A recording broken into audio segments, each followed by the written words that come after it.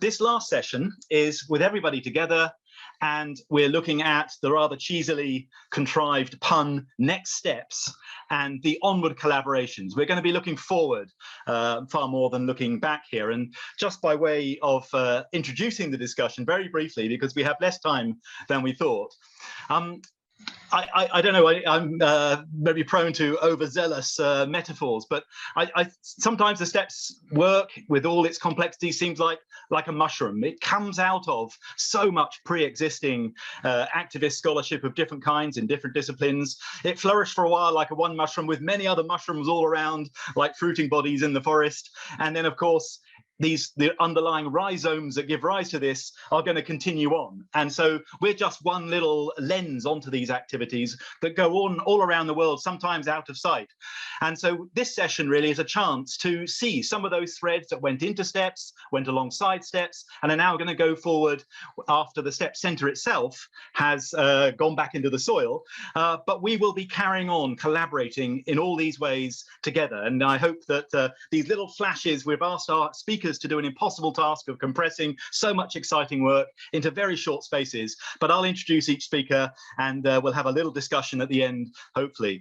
So yes, here we go. The first speaker, or speakers I should say, Lakshmi, Charli-Joseph, Patricia, Perez-Belmont from LANCES, the National Laboratory for Sustainability Science at the National Autonomous University of Mexico, who also have over the last few years been, together with colleagues, instrumental in starting up a really exciting new NGO on transformative transdisciplinary experiences called Umbela. So Lakshmi and Patty, please tell us a little bit in 5 minutes about some of those activities that we'll be carrying on, and then I'll introduce our next panelist after that.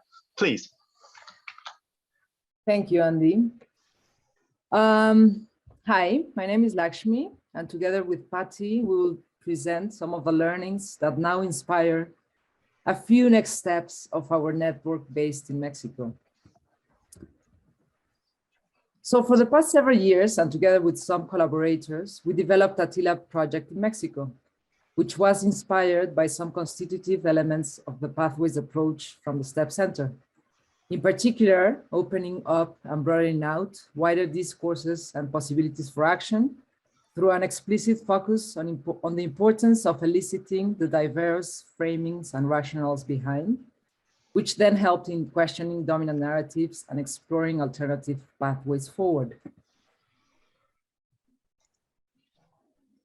From what we learn in such project and during these years of the method series organized by the STEP Center, and with the NGO Umbela as a catalyzer, this network has expanded to convene virtual dialogues aimed at exploring diverse individual and collective experiences from Latin American voices and their views of how to open up to decolonize ourselves and our practices, and how to resignify the meaning of methods.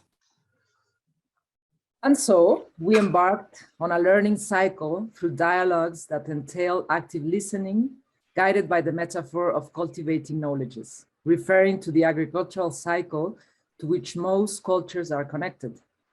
The use of this metaphor allowed us to connect the abstract with the concrete, helping us to understand complex and elaborated notions by relating them to our individual and collective experiences, and by recentering affective and emotional connections. We learned that removing the soil is about being open to unlearn, decomposing ourselves to have more empathetic connections with all forms of life and with nature as a whole.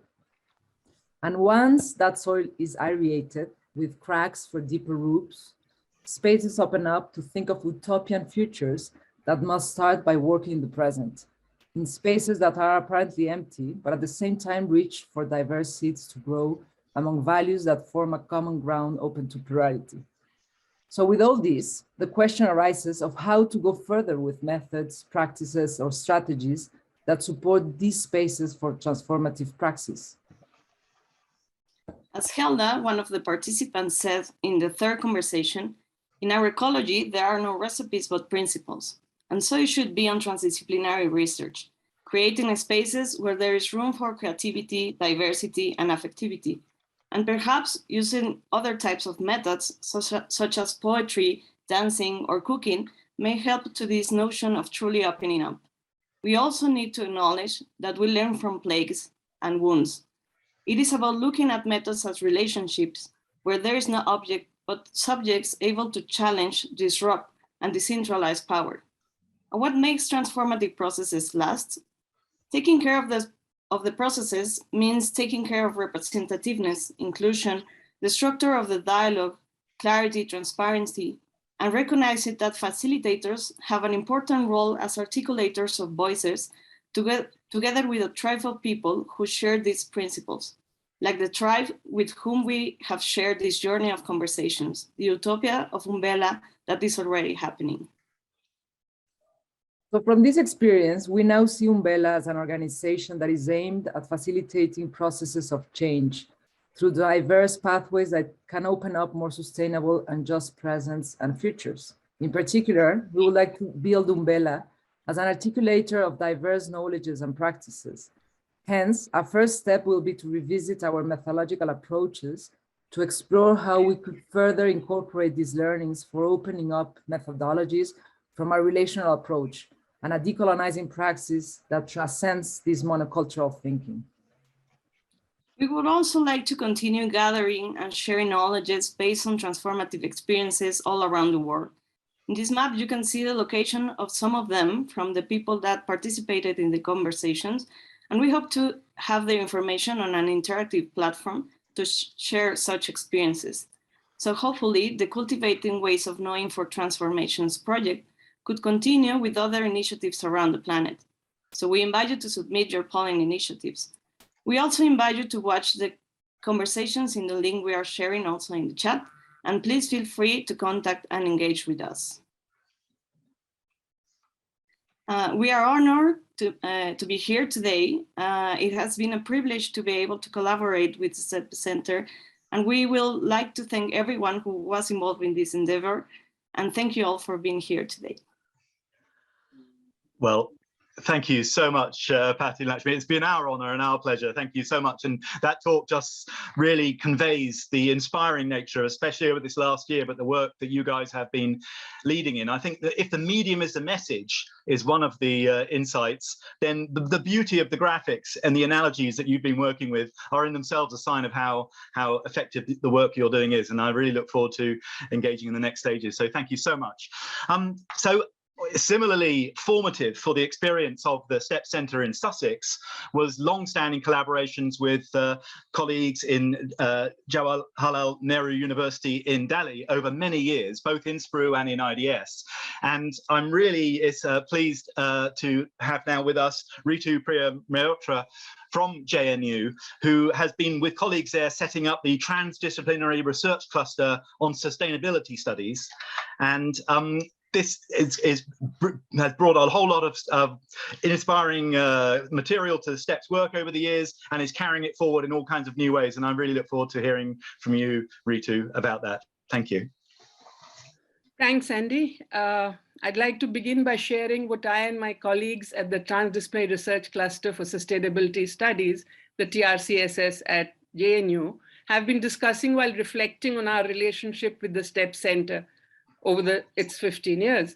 Professors Pranav Desai and Dinesh Abrol, Praveen Kushwaha, whom we unfortunately lost to COVID, and Pritpal Randhawa have been in collaboration since the early years of STEPS. Others joined with me in 2014 or after, but all of us have had the advantage of having from Sussex, Fiona Marshall, who's been consistently in collaboration over the years. In our thinking, sustainability studies require democratic collaboration among researchers across geographical and disciplinary boundaries, constructive dialogue across social actors, and decolonization of knowledge with grounded inter and transdisciplinary research, and much blue sky thinking. This is where we see that we have the STEPS collaborations and University of Sussex colleagues to thank. They have reached out to create this network of democratic processes addressing the politics of knowledge for sustainability with mutual learning across disciplines, contexts, perspectives. Conscious attempts to move away from the relationship of data gathering Southern researchers and theory generating Northern researchers are very well appreciated. The STEPS processes have built-in context sensitivity, flexibility, and ongoing long-term engagement with privileging of perspectives of the marginalized. And this at the TRC in JNU has been seen by us as a privilege, and it actually led to the institution of TRCSS itself, facilitated that process. At the TRC, our special focus has been on the theme of urban and peri-urban studies. Methodological opening up and broadening out echoed well with our work, which was already interdisciplinary and socially embedded. Diverse ways of enabling communities have been enhanced with this collaboration. With the prolonged and deeper engagement, methodological approaches have been creatively innovated. This has generated knowledge and processes that we feel are much needed today, more than ever before. With the rightward shifts in policy and politics in the country and globally, with the corporate compatible neoliberal policies and social identity-based conflicts, with closing down on dissenting voices, we need ways of resolving the myriad conflicts with a credible evidence base that does not talk the orthodox language of the left, yet is progressive on the politics of knowledge and attempts to articulate aspirations of the marginalized majorities. As outcome of the work so far, specifically on urban sustainability, the question that we would sort of pose as an example of the kind of way in which ideas have come forward, what does decolonization of urban sustainability studies mean to us now? It led us to the understanding that we need revisioning of urban spaces in the global South. What can they look like as different from the European and American models to ensure social justice, be less exploitative of natural resources, and be economically viable all at the same time? Interfacing the formal and informal solutions and processes seems to us to be one way forward. Peri-urban spaces and real-life experiments can pose questions and insights for sensitization of city planners and administrators to potential approaches to the rapid changes being witnessed in climatic and other conditions. The heavy unexpected rains across cities across the globe today, the urban flooding, the pandemics, the technological shifts, and the implications for various social segments in the power hierarchy of the solutions being offered to mitigate these. These are where our pathways can provide inputs. However, there have surfaced strong differences amongst ourselves, for instance, in terms of how we view the informal and peri-urban. And these are what these differences and their debates are what enrich our own research. Some see it as only indicative of exploitative conditions, but there is also the view of them providing transgressive and transformative ideas of what is practical and feasible and gives agency to the marginalized majorities. In either case, with either analysis, the common approach visualized is of engaging with and democratizing the governance systems, sensitizing them to the politics of knowledge as a critical element. We also realize the need to explore imic perspectives for the terms we commonly use in our sustainability discourse. For example, among urban citizens across segments in the global South, what is sustainability itself? How would they look at it? Ecosystem services, green infrastructures, these are all terms we need to unpack from imic perspectives. There is diversity in understandings of these terms across researchers, but even more, we need to look at them from the perspective of communities most vulnerable to the impact of ecological degradation and the measures being taken to mitigate it. Therefore, the future, we, as of now, would like to just present 4 specific points for a future agenda. 1, developing a greater space for transdisciplinary research in the idea of a liberal university. 2, generating greater agency in the politics of knowledge of local urban communities, how to envisage a more sustainable relationship of urban, rural, and peri-urban interfaces. 3rd, for continuity, and we see that as critical in the world today, we suggest initiating in our specific thematic area a network on pathways to sustainable urbanization, which we at the TRCSA would offer to peg for the initial 6 months and then move on and hope others will step in and we can take this into a wider domain. Finally, we see that continuing and strengthening of the movement that STEPS represents in the sphere of politics of knowledge generation is critical for the present and future times, and for this suggest that an across thematic conference on transdisciplinary research for pathways to sustainability be held annually or biannually in the coming years in order for us to ensure this continuity. Thank you. Wonderful. Thank you so much, Ritu. Thank you for expressing so eloquently. I would sign up wholeheartedly to all of those activities. I can't wait, really. But you've grounded it, and to conduct this work. You've always been conducting this work, the group there, in the way you've described. But now, under these conditions where the university is under such huge pressure in India in particular, as elsewhere, but especially in India, and of course the wider politics there, to do this kind of work in the inspiring way you are is absolutely commendable. So thank you so much. And for the concrete idea about a conference, I think we will really keep that idea live, and we'll be very interested in other participants in this conference, any interest there may be in that idea. So thank you also for that. So without further ado, on to our third panel slot, with, again, long-standing and inspiring collaborations behind this, going back in decades and before the STEP Center to the African Center for Technology Studies. We have today Joanes Atela, Joel Onyango to speak about decolonizing methodologies for sustainability as being focused in exciting work at the moment at ACTS in Nairobi, but also at the African Research and Impact Network, where Joanes is the convener. Again, a really exciting initiative in networking young activist scholars. So Joanes and Joel, please. Thank you, Andy. Sorry, I'm just trying to ease myself from a long line of meetings today. But great to be here. Yeah, really great to be here, and great to see the fire really very hot, even as we talk about the end of the STEP Center. Of course, it's a fiscal end, but ideologically, the STEP Center is still continuing. So I'm just going to provide some perspective in terms of how we want to proceed, or how the STEP Center work, the collaboration that we've had has basically inspired us, and what we see as opportunities to basically sustain this particular very noble engagement. I hope you can see my screen. I'm trying to scroll through, it is not going. All right. If you go to full screen, Joanes. Okay.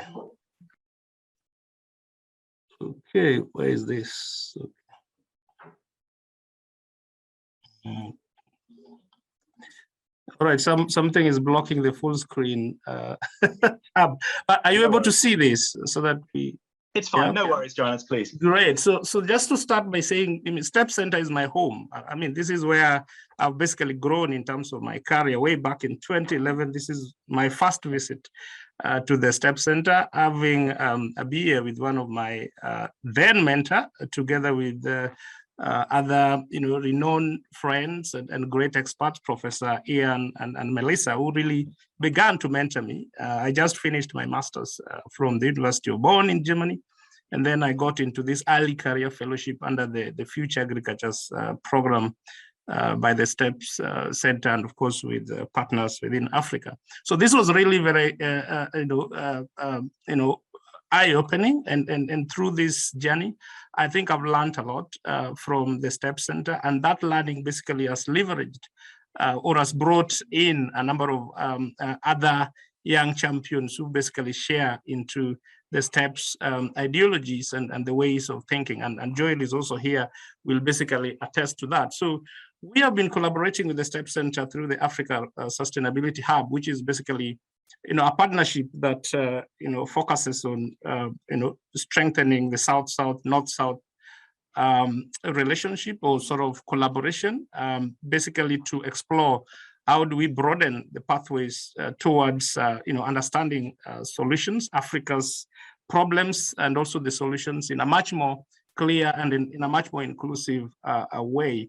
And just to say that through this particular engagement, we've really learned a lot as a people, not just me, not just the researchers involved in the different projects, but as an African fraternity. We've done some of the most groundbreaking research in the energy area, in the area of political economy, in a number of areas, and this has been done in a very strategically collaborative ways, which have basically brought some great mutual impacts, both to the collaboration, but to a number of young scholars within Africa. We've done, as I've said, these kind of engagements have basically led to a lot of capacity building in terms of how to understand issues, how to frame issues within the context within which we operate.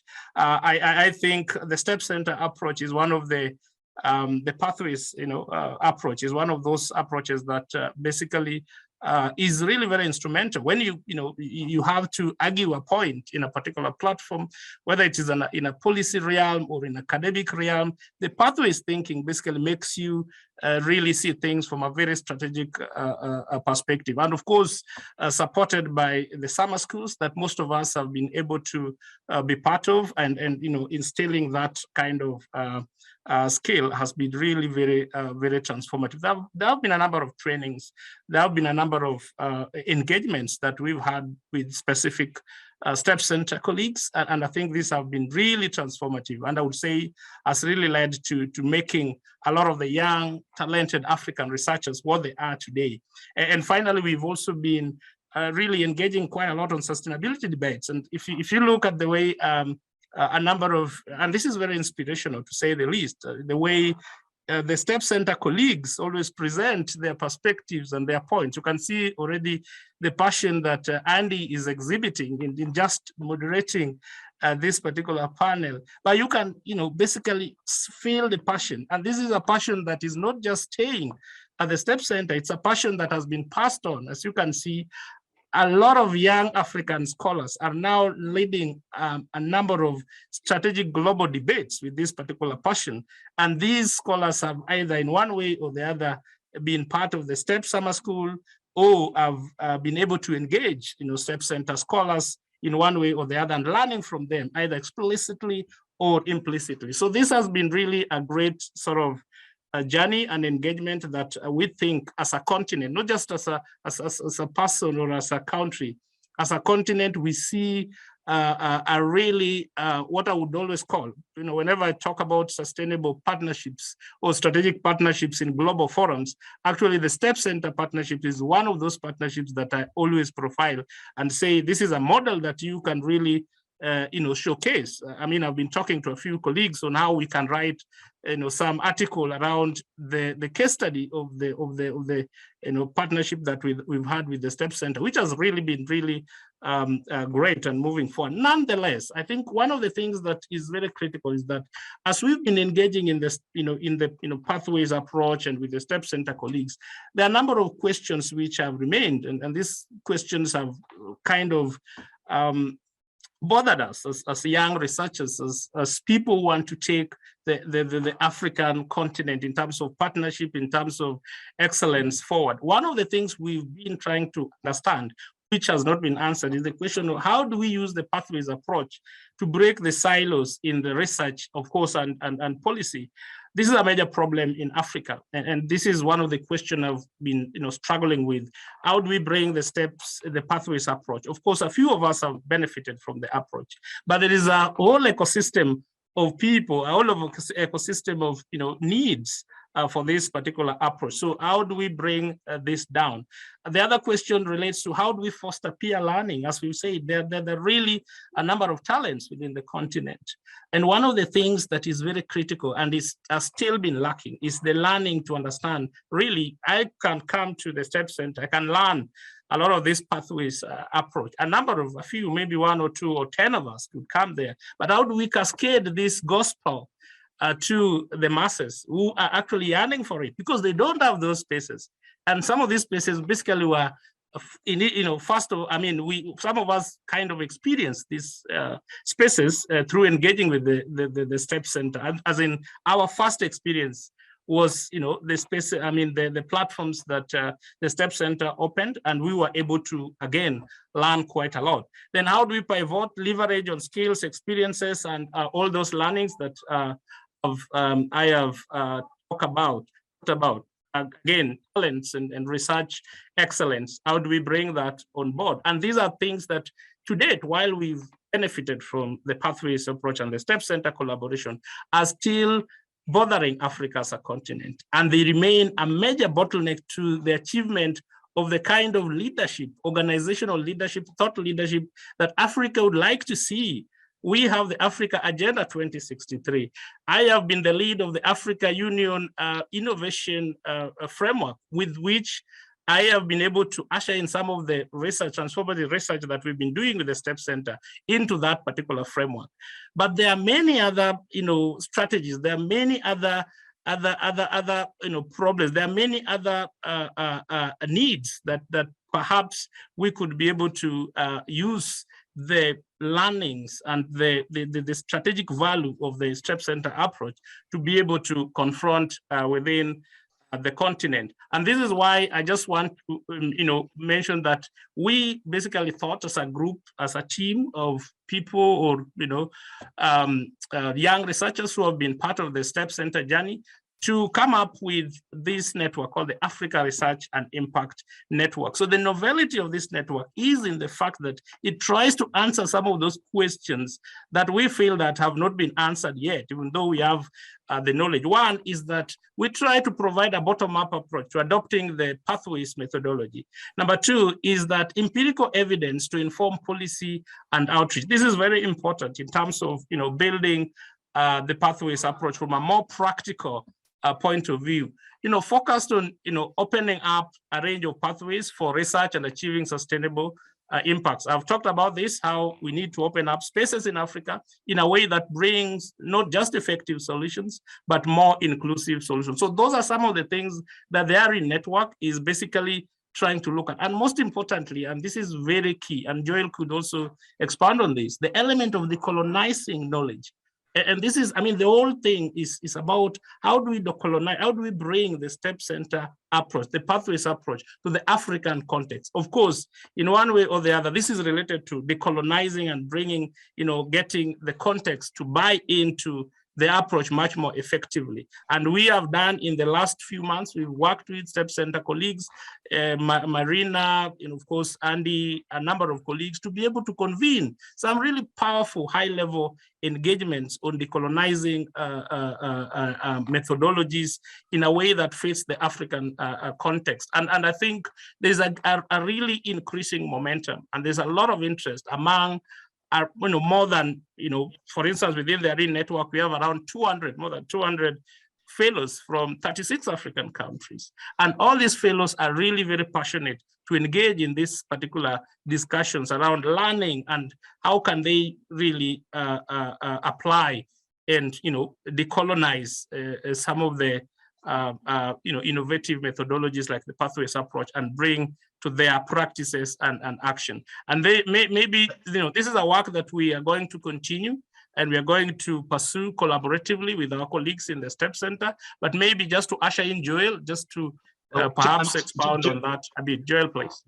Well, Joel, I'm so sorry, Andy here. And Joanes, thank you so much for that really eloquent outline. But I think if we're to leave Annabelle enough time in the allotted session, we have to, on that note of the passion and the initiatives you've outlined decolonizing, we have to move on. Joel, I'm really sorry. We can maybe come back if that finishes. But thank you so much. You guys have been doing work that absolutely exemplifies so well what we've been striving for, and so found it so difficult to achieve in other settings. And you guys have really made it running. So many activities there, which I hope colleagues in this conference will want to join in on, and you've outlined really clearly for us. But I want to, just because time is almost running out, I want to turn to our last panelist, which is Annabelle Marin, again, a very long-standing collaborator, founder of the, jointly with others, of the Fundación CENIT, the Center for Investigation of Transformation in Buenos Aires, currently a cluster leader of business and markets and the state at IDS, but crucially also director of a new NGO, another offshoot of this kind of work, BioLeft. So towards open source commoning on seeds. Annabelle, over to you. Thank you, Andy. So I will talk about BioLeft, which is a concrete initiative that started in association with STEP. What do we do? About how we started very much inspired by ideas from STEP, and also about the kind of learning we are doing about how to continue after STEPs, and all of this in 5 minutes. So BioLeft is a community lab that develop tools and networks to support open and collaborative and distributed forms of innovations for seeds, We are based in Argentina, but we work in close collaboration with many other initiatives in the world that are doing similar work. We believe that seeds are common goods, and access to seeds should not be restricted in any way, and that they are better protected and improved collectively. So our work, in a way, addressed a major sustainability issue in the agricultural sector, which is that 3 large multinationals are gaining total control on what would produce, which food would produce, and how. So a family farmer in Argentina, for example, now cannot find corn GM-free seeds or varieties that work well without pesticides for producing food for the internal market, but an organic producer that produce for export cannot find this kind of seeds either. So we work with these different kinds of farmers, with scientific breeders, IT developers, lawyers, artists, and activists, and civil servants to co-design digital and legal tools to support the development of seeds in a participatory way, but also to develop knowledge about how to improve these seeds.